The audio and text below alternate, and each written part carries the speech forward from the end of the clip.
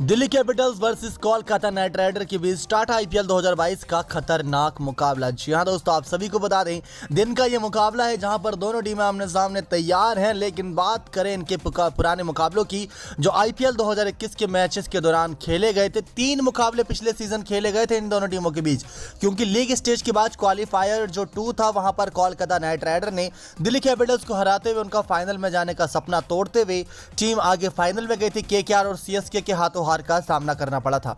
इस season match number 19 खेलने के लिए दोनों टीमें आमने सामने आएंगी। लेकिन आपको बताएं, इस मुकाबले से पहले दोनों टीमों के बीच खेले गए पिछले सीजन के 3 मैचों का हाईलाइट जो काफी जबरदस्त निकल कर आता है, जहां वेंकटेश अय्यर, सुनील नारायण, शुभमन गिल, पृथ्वी शॉ जैसे खिलाड़ियों का दमखम देखने को मिला था। युवा खिलाड़ियों का, ज्यादा एक्सपीरियंस खिलाड़ी नहीं, बस युवा खिलाड़ी ही खूब चलते नजर आए थे। तो बात करते हैं इन तीनों मुकाबले के हाईलाइट के बारे में। उससे पहले अगर आप चैनल पर नए हैं, सब्सक्राइब नहीं किए तो जल्द से जल्द चैनल सब्सक्राइब कर दीजिएगा ताकि आप ऐसे ही लेटेस्ट अपडेट पा सके। तो Delhi Capitals versus Kolkata Knight Rider के बीच आमने सामने की ये जंग है दोस्तों। आपको बताएं कि किस तरीके से, जहां एक तरफ कप्तान सुरेश अय्यर जो दिल्ली कैपिटल्स से ही खेला करते थे और उन्होंने दिल्ली को एक बार फाइनल तक भी लेकर गए थे, तो उनके सामने उनकी पुरानी फ्रेंचाइजीज होगी तो ऋषभ पंत होंगे जो कि दिल्ली कैपिटल्स के मौजूदा कप्तान और सुरेश अय्यर के कट्टर दुश्मन है एक तरीके से, क्योंकि सुरेश अय्यर की गैर मौजूदगी में ऋषभ पंत ने कप्तानी करी और इतनी बेहतरीन करी कि सुरेश अय्यर को हटाकर ऋषभ पंत को कप्तान बना दिया।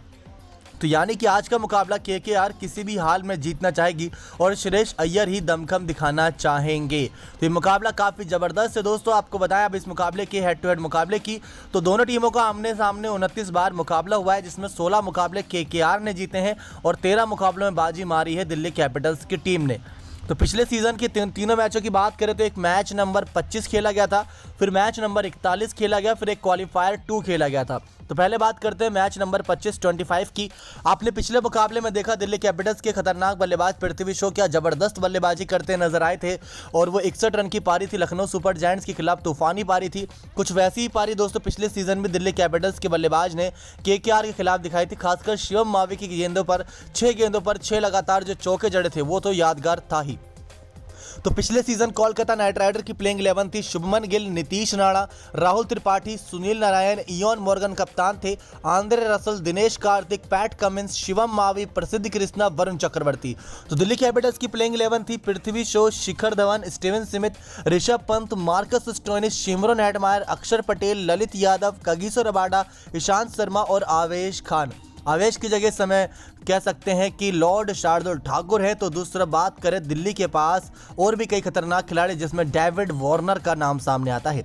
तो केकेआर खिलाड़ी पैट कमिंस ने पिछले ही मुकाबले 15 गेंदों में 56 रन की तूफानी पारी खेली थी, तो दिल्ली इनसे बच के रहना चाहेगी। अब कोलकाता नाइट राइडर दोस्तों इस मुकाबले पहले बल्लेबाजी करते हुए सिर्फ 154 रन 6 विकेट के नुकसान पर बना पाई थी, जिसमें शुभमन गिल ने 38 गेंदों में 43 रन बनाए थे। तो 27 गेंदों में 45 रन यानी 27 बॉल में 45 रन 4 छक्के 2 चौकों की मदद से बनाए थे आंद्रे रसल ने।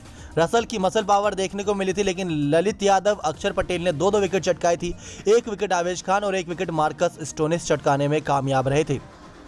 तो 154 रन 6 विकेट के नुकसान पर कोलकाता नाइट राइडर इस मुकाबले में स्कोर बना पाई थी। चेस करने उतरी दिल्ली कैपिटल्स की शुरुआत पृथ्वी शॉ और शिखर धवन ने बहुत जबरदस्त दिलाई और 132 रन की ओपनिंग साझेदारी थी यानी कि 132 की, जहां पर शिखर धवन के रूप में पहला विकेट गिरता है। 47 गेंदों में 46 रन बनाकर शिखर धवन होते हैं आउट और जाते हैं पवेलियन वापस। तो दूसरी तरफ बात करें पृथ्वी शॉ की, पृथ्वी शॉ भी 41 गेंदों में 82 रन बनाते हैं। 11 चौके 3 छक्कों की बदौलत 200 का स्ट्राइक रेट रहता है और शिवम मावी की 6 गेंदों पर बैक टू बैक 6 चौके लगाते हैं।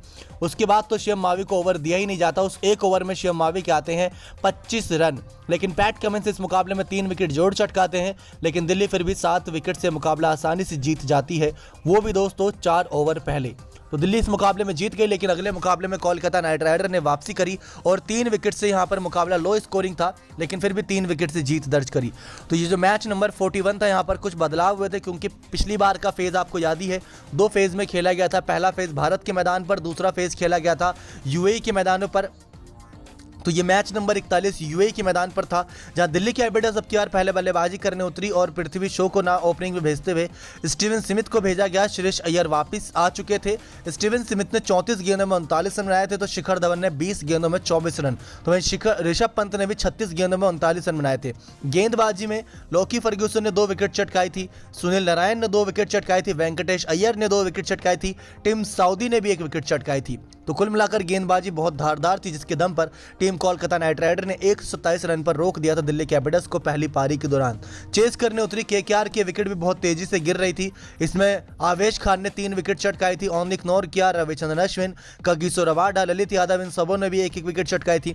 लेकिन शुभमन गिल ने 33 गेंदों में 30 रन, तो वेंकटेश अय्यर ने 15 गेंदों में 14 रन बनाए थे। लेकिन नीतीश राणा ने राणा जी वाली पारी खेलते हुए 27 गेंदों में 36 रन बनाई, 2 चौके 2 छक्के की मदद से। तो इनकी पारी के दम पर टीम मैच जीतने में कामयाब रही और सुनील नारायण ने आकर बीच में 10 गेंदों में 21 रन, 1 चौके 2 छक्के की मदद से मारे थे, जिसकी वजह से स्ट्राइक रेट उनका ज्यादा था और रिक्वायर्ड रन रेट जो ज्यादा चाहिए था वो भी तेजी से बढ़ता गया और कोलकाता 3 विकेट से मुकाबला जीतने में कामयाब रही। तो ये आमने सामने की भिड़ंत काफी जबरदस्त थी, जहां एक मैच दिल्ली जीती थी, एक मैच कोलकाता। अब बारी थी क्वालीफायर 2 की। क्वालीफायर 2 में बड़ी ही जद्दोजहद करके केकेआर पहुंची थी।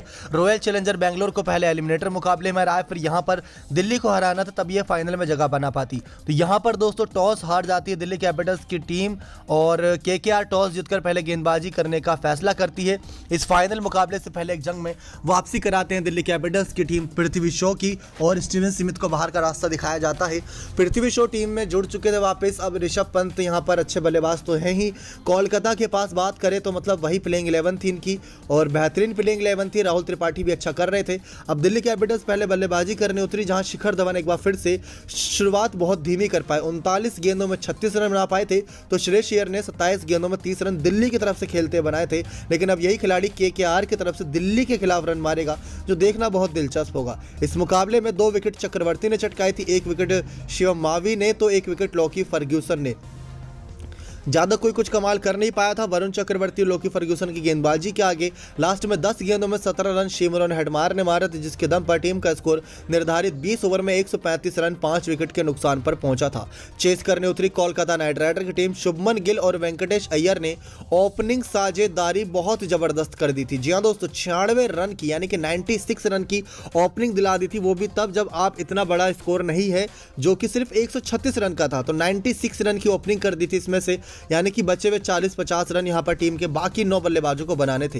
पहला विकेट शुभमन गिल के वेंकटेश अय्यर के रूप में गिरता है। वेंकटेश अय्यर 41 गेंदों में 55 रन बनाकर आउट होते हैं 4 चौके 3 छक्के की मदद से। तो शुभमन गिल में 46 बॉल में 46 रन बनाते हैं। नीतीश राणा 12 गेंदों में 13 रन और राहुल त्रिपाठी 11 गेंदों में 12 रन। बीच में दिनेश कार्तिक, इयोन मॉर्गन, शाकिब अल हसन, सुनील नारायण, ये सब बिना खाता खोले आउट हो जाते हैं। ये 4-5 बल्लेबाज मतलब इतना परेशान सी हो गई दिल्ली कैपिटल्स के सामने यहाँ पर केकेआर की टीम।